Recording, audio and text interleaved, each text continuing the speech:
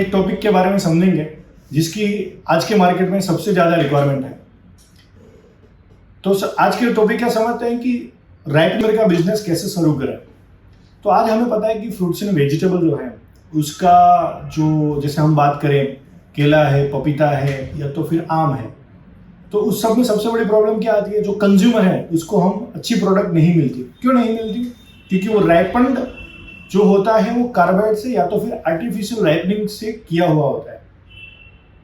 अब ये सवाल आता है सबसे पहला कि राइपनिंग चेम्बर क्यों लगाना है। देखिए, सबसे पहले तो राइपनिंग होता कैसे है उसके बारे में हम समझते हैं। जैसे हम रेस्पिरेशन करते हैं, हम जैसे सांस लेते हैं, सेम उसी तरह से हमारे जो फ्रूट्स हैं वो भी सांस लेते हैं, रेस्पिरेशन लेते हैं। रेस्पिरेशन लेते हैं तो उससे क्या जनरेट होता है, वो इथिलीन लेते हैं और कार्बन डाइऑक्साइड और जो हीट है उसको रिमूव करते हैं। तो अगर इसको हम आर्टिफिशियली रैपनिंग करते हैं तो उससे क्या होता है कि उसके अंदर की एक्चुअल में रैपनिंग हुई नहीं होती है, लेकिन आपको कलर और बाकी एटमॉस्फेयर उसका जो शेप वगैरह है वो आपको ऐसा दिखता है कि रैपनिंग हो गया है। तो जिससे आपका जो एक्चुअल में जो टेस्ट आना चाहिए फ्रूट का वो नहीं मिलता। तो ये जो प्रॉब्लम है उसको सॉल्व करने के लिए जो हमारी जो टेक्नोलॉजी है और ये ऑर्गेनिक सर्टिफिकेशन में भी इसको अप्रूव किया गया है वो है राइपनिंग चेम्बर की सिस्टम। तो राइपनिंग चेम्बर की सिस्टम जो है उसमें कौन कौन से फ्रूट हम कर सकते हैं। जो जनरल मार्केट में चलते हैं वो है केला, पपीता और पपाया। तो ये जो सबसे मेन रिक्वायरमेंट रहती है कि आपके आसपास ये क्रॉप होने चाहिए, तभी आपका ये राइपनिंग चेम्बर है वो आपको काम आएगा और ये आपको वायबल बन पाएगा। तो सबसे बड़ी रिक्वायरमेंट ये है कि आपके आसपास ये रॉ मटेरियल होना चाहिए। उसके बाद सबसे मेन चीज देखते हैं कि राइपनिंग चेम्बर जो है उसमें कौन कौन से कंपोनेंट रहते हैं, उसमें क्या क्या चीजें रहती है।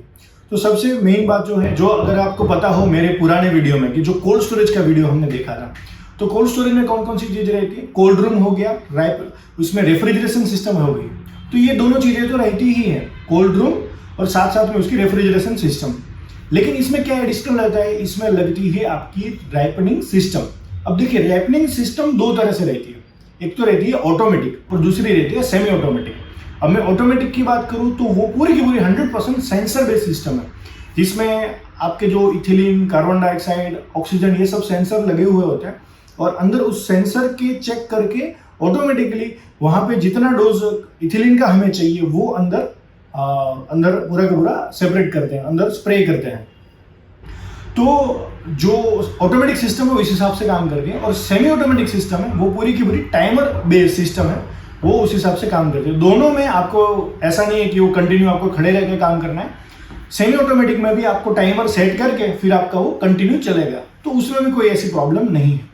और अपने भी यहाँ भी काफ़ी सारे मैक्सिमम जो लोग हैं वो सेमी ऑटोमेटिक टाइप की सिस्टम ही लगाते हैं।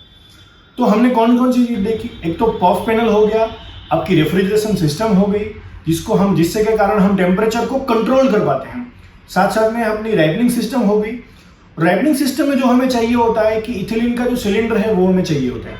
तो पहले के टाइम में इथिलीन का सिलेंडर 70 किलो के आसपास आता था, लेकिन अभी वो स्मॉल साइज भी अवेलेबल होता है, जिसके कारण आपका जो ट्रांसपोर्टेशन वगैरह है वो काफ़ी बचत हो सकती है।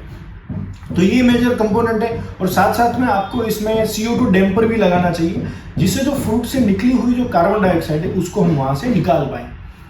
और उसके बाद है इसमें ह्यूमिडिफायर, क्योंकि अगर फ्रूट है वो रेस्पिरेशन करता है, रेस्पिरेशन करेगा तो हीट जनरेट होगी, मॉइस्चर छोड़ेगा, तो आपका जो फ्रूट है उसका वेट लॉस होता है अल्टीमेटली। तो उस वेट लॉस को कम करने के लिए आपको अंदर ह्यूमिडिटी मेंटेन करनी पड़ती है, जिससे फ्रूट खराब भी नहीं होता और साथ साथ में आपको उसकी जो वैल्यू है फ्रूट की वो भी मिल पाती है। तो यहाँ पे आपका कौन कौन से कंपोनेंट आ गए, puff panel, ripening system, refrigeration system, CO2 damper, तो ये और अपना ह्यूमिडिफिकेशन सिस्टम। तो ये ओवरऑल एक हमारी राइपनिंग चेम्बर अपनी प्रिपेयर होगी। एक अपनी राइपनिंग चेम्बर है उससे काम नहीं होता, यहाँ पे आपको कम से कम 4 से 5 राइपनिंग चेम्बर चाहिए, क्योंकि कोई भी फ्रूट है उसको कम से कम 4 से 5 दिन की राइपनिंग की साइकिल रहती है। तो एक चेम्बर में आपने रखा तो वो चेम्बर से आपका जो मटेरियल है, आपका जो फ्रूट है वो 4 से 5 दिन के बाद निकलेगा। तो उस हिसाब से आपको 4 से 5 चेम्बर आपको वहां पे चाहिए। अब ये आपने समझ लिया कि ओवरऑल इसका टेक्निकल क्या रहता है, कैसे इसकी प्रोसेस रहती है, क्या क्या कंपोनेंट रहते हैं। अभी मेन जो रहता है वो है हमारी, इसमें गवर्नमेंट क्या क्या असिस्टेंट प्रोवाइड करती है। इसमें देखिए, एक तो ये प्रोजेक्ट अच्छा है तो बैंक भी इसमें सपोर्ट करती है, बैंक भी आपको इसमें लोन प्रोवाइड करती है। और साथ साथ में जो गवर्नमेंट है वो आपको, जैसे आप अगर स्टेट, आपका छोटा प्रोजेक्ट है तो आपको स्टेट गवर्नमेंट भी इसमें बेनिफिट करती है। स्टेट गवर्नमेंट का जो नेशनल हॉर्टिकल्चर मिशन है उससे भी आप गवर्नमेंट की सब्सिडी ले सकते हैं। अगर आप बड़े प्रोजेक्ट पे या तो फिर एक बड़ा एक क्लस्टर बना के प्रोजेक्ट करना चाहते हैं तो आपको नेशनल हॉर्टिकल्चर बोर्ड से भी वो वाली सब्सिडी आपको मिल सकती है। इसमें जो कैलकुलेशन है वो कैसे होती है, जो भी आपकी रैपनिंग चैम्बर है उसका वॉल्यूम निकाला जाता है, लेंथ, विड्थ और हाइट। वो जो क्यूबिक मीटर निकलता है उसको डिवाइडेड बाय 11 करके वो जो मिलता है उसको हम रैपनिंग का वॉल्यूम गिनते हैं, और पर मेट्रिक टन वो वॉल्यूम गिना जाता है। तो 1 मेट्रिक टन अगर मैं गवर्नमेंट के हिसाब से बताऊं तो वो लोग 1 लाख रुपया पर मेट्रिक टन का गिनते हैं। तो मतलब मान के चलिए कि आपकी रैपनिंग एक कंडीशन के हिसाब से 8 टन की एक आपकी चैम्बर है, तो वैसे 4 हो गई, तो 8 चौक 32 टन की अगर आपकी चैम्बर है टोटल चैम्बर, तो आपको गवर्नमेंट उसको कॉस्ट 32 लाख कंसिडर करेंगे। और उसके हिसाब से जैसे स्टेट की मैं बात करूं तो 35% की इसमें आपको सब्सिडी मिलती है।